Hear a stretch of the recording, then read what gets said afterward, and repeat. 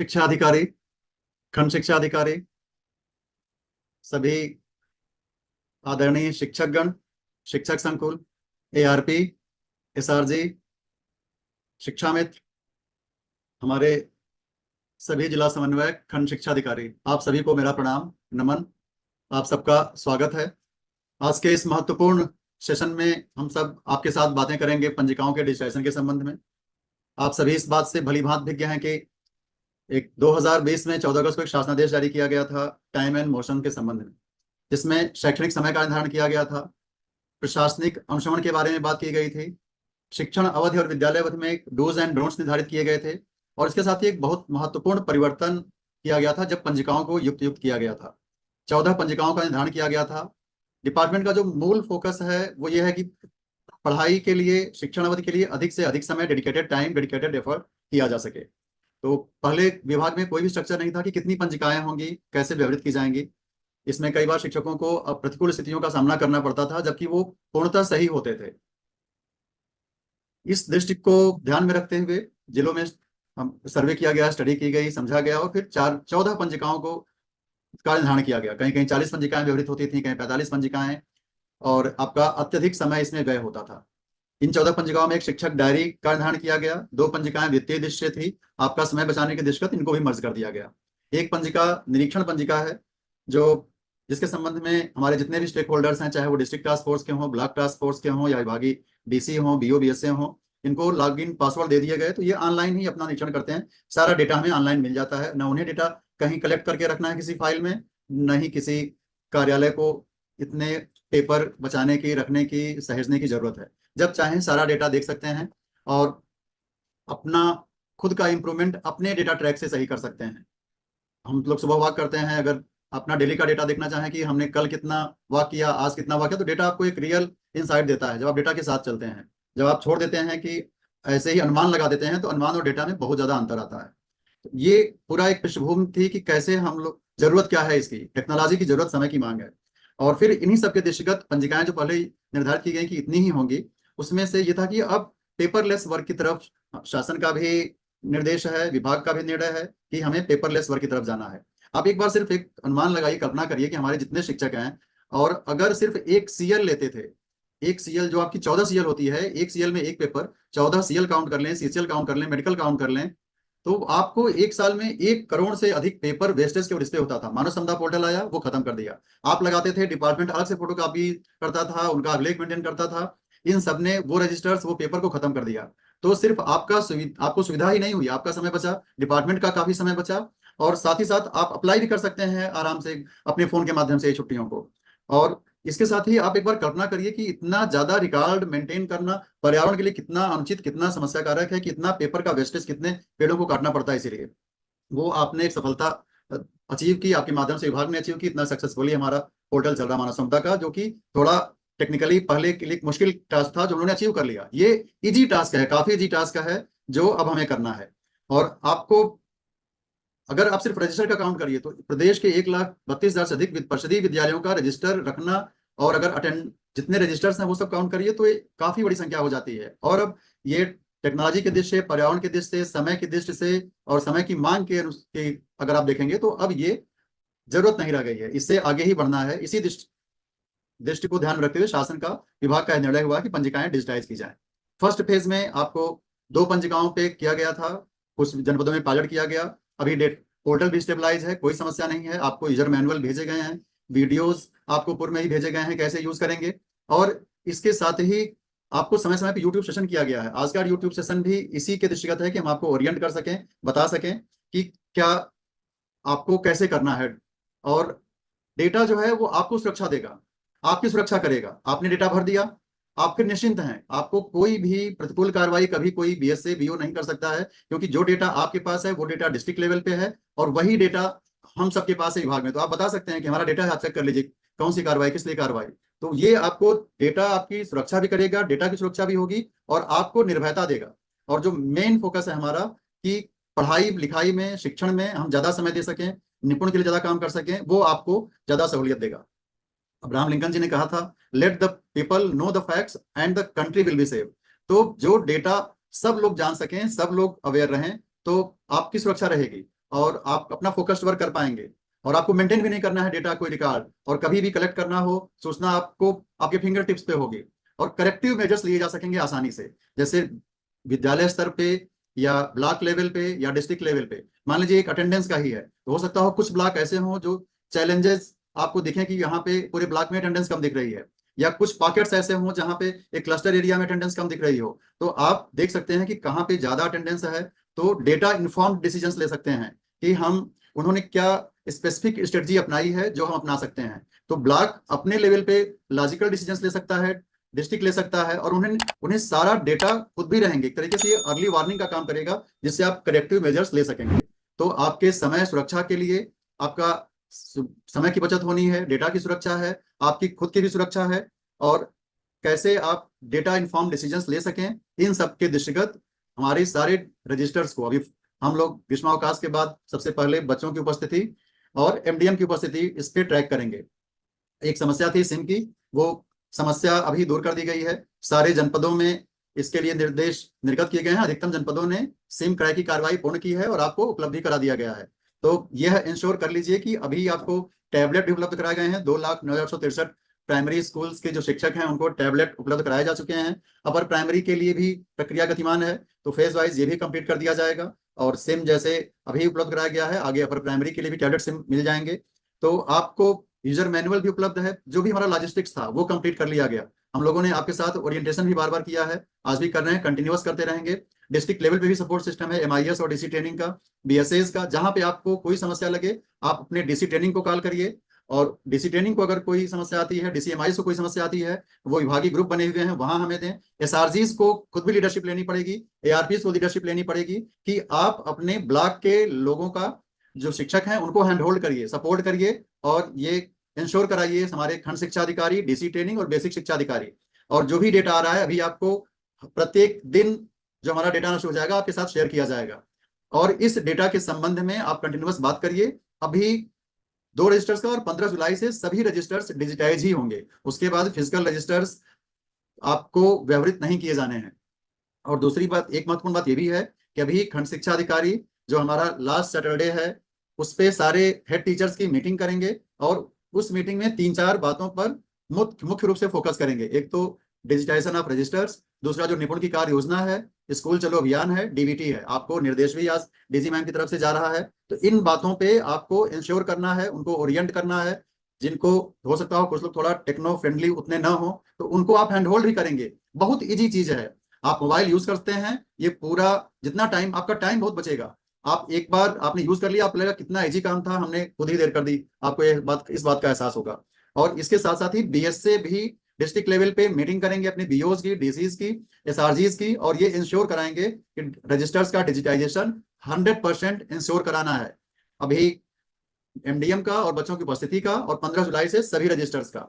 बाकी जो रजिस्टर्स हैं उसमें फॉर टाइम भी आपको कुछ डेटा डालने हैं। एसएमसी की मीटिंग हुई मंथ में एक बार, कोई क्रय किया तो जब आपने क्रय किया वो डेटा डाल दिया। आपको लगेगा कि सारा कहीं सहेजना ही नहीं है कोई डेटा, सब पोर्टल पे है, और जब चाहें आप वहां से निकाल लें अपनी सुविधा के अनुसार। आपकी मिड डे मील की मंथली प्रोग्रेस रिपोर्ट निकल जाएगी, क्वार्टरली प्रोग्रेस रिपोर्ट निकल जाएगी।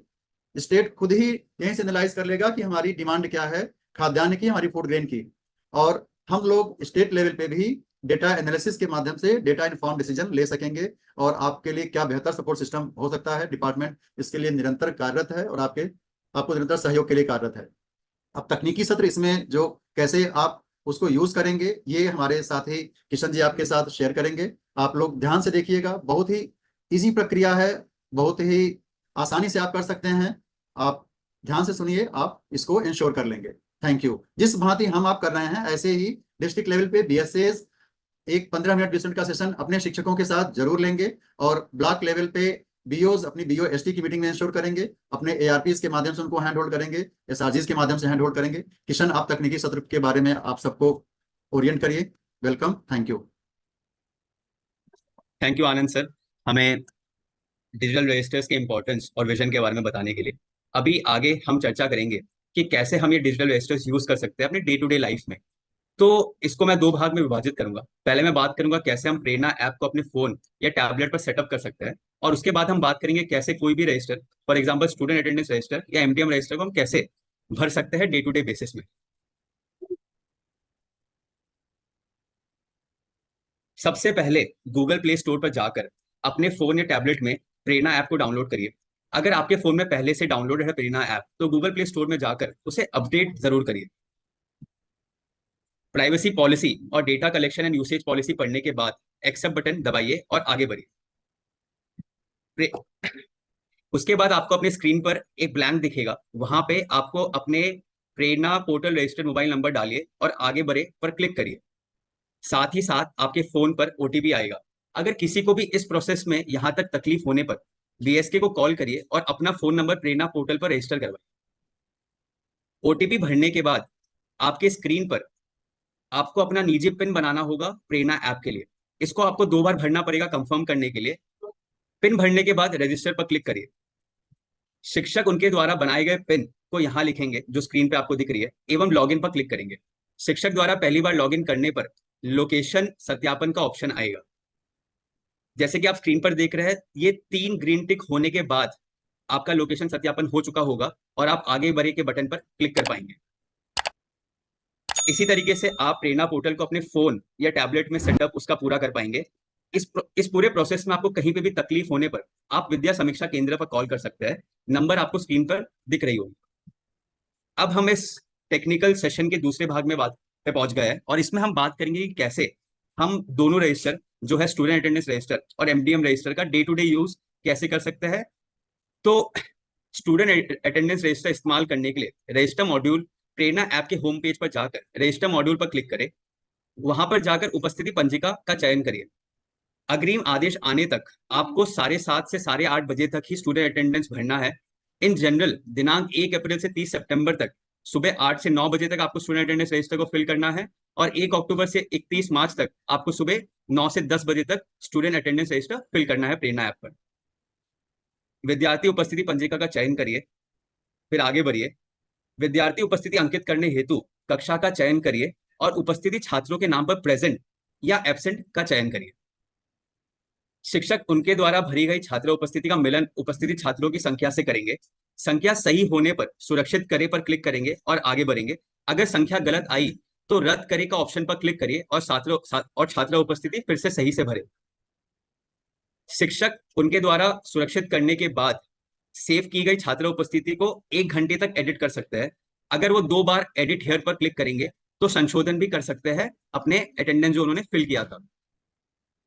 इसी प्रकार से शिक्षक और सभी कक्षा का चयन कर छात्र उपस्थिति पूरे स्कूल का पूरे विद्यालय का हम लगा सकते हैं। शिक्षक अपने द्वारा भरी गई छात्र उपस्थिति का डेली एवं मंथली रिपोर्ट भी प्रेरणा ऐप पे ही देख सकते हैं। छात्र की उपस्थिति रिपोर्ट पर क्लिक करने पर आपको 2 ऑप्शन मिलेंगे। फर्स्ट है दैनिक रिपोर्ट और दूसरा है मासिक रिपोर्ट। आप दोनों में से कुछ भी चूज कर सकते हैं। मैं आपको आगे उदाहरण दिखाता हूँ। दैनिक रिपोर्ट पर क्लिक करने पर आपको स्क्रीन पर ऐसे दिखेगा, जहां पे आपको हर एक बच्चे का उस दिन पर क्या अटेंडेंस है उसके बारे में पता चलेगा। और मासिक रिपोर्ट पर क्लिक करने पर आपके फोन पे एक डैशबोर्ड खुलेगा जो पूरे मंथ में एक स्टूडेंट वाइज आपको अटेंडेंस का स्नैपशॉट देगा। तो ये रही बात स्टूडेंट अटेंडेंस रजिस्टर पर। आशा करता हूं कि ये पूरा क्लियर हो गया। अगर कोई भी डाउट आपको इसमें रहता है तो ये वीडियो वापस से देखिए या विद्या समीक्षा केंद्र पे कॉल करिए और अपना डाउट क्लियर करिए। अभी हम आगे बात करेंगे मिड डे मील रजिस्टर पर। मिड डे मील रजिस्टर भरने के लिए शिक्षक रजिस्टर प्रेरणा ऐप के होम पेज पर जाकर रजिस्टर मॉड्यूल में एमडीएम पंजिका का चयन करिए। एमडीएम पंजिका भरने का समय इन जनरल दिनांक 1 अप्रैल से 30 सितंबर तक 12 बजे तक है और 1 अक्टूबर से 31 मार्च तक एमडीएम पंजिका भरने का समय 1:30 बजे तक है। एमडीएम दैनिक पंजिका भरने हेतु मध्याह्न भोजन प्रतिदिन सर्वे का चयन करिए। इसके बाद आपको स्क्रीन पर बहुत सारे सवाल दिखेंगे एमडीएम रिलेटेड, उसका आपको सही जवाब भरते हुए आगे बढ़ना है। ये सवाल इन सवालों में आपको पूछा जाएगा कि कितने छात्रों ने आज का भोजन किया, क्या भोजन मेन्यू के अकॉर्डिंग बना गया था या नहीं बनाया गया था, क्या कितने बच्चों ने भोजन करने के बाद हाथ धोया। तो ये सब सवालों के जवाब देने के बाद आप सुरक्षित करें पर क्लिक करेंगे और आपका डेटा लोड हो जाएगा प्रेरणा ऐप पर। जैसे कि स्टूडेंट अटेंडेंस रजिस्टर में भी हम डेली और मंथली रिपोर्ट देख सकते थे, वैसे ही एमडीएम पंजिका रिपोर्ट की भी डेली और मंथली रिपोर्ट हम प्रेरणा ऐप पर ही देख पाएंगे। ये दैनिक रिपोर्ट का उदाहरण है। अभी ये दोनों रजिस्टर भरने के बाद one of the major step है डेटा सिंकिंग का। डेटा सिंक करने का मतलब है कि जो डेटा आप लोग ने अपने फोन में भरा है उसको कैसे आप विभाग तक पहुंचाएंगे, उसका सबसे महत्वपूर्ण स्टेप सिंकिंग ऑफ डेटा ही है। तो ये स्टेप कभी भी ना भूलिएगा। मैं आपको बताऊंगा कैसे हम डेटा सिंक करते हैं। तो रजिस्टर रजिस्टर मॉड्यूल में जाकर आपको सिंक डेटा का ऑप्शन क्लिक करना है, और उसके बाद क्लिक और डेटा सिंक करने हेतु क्लिक हियर पर क्लिक करना है। डेटा सिंक होने के बाद आपको क्लिक क्लिक हियर नहीं दिखेगा, तब आपको समझ जाना है कि आपका डेटा विभाग तक पहुंच चुका है।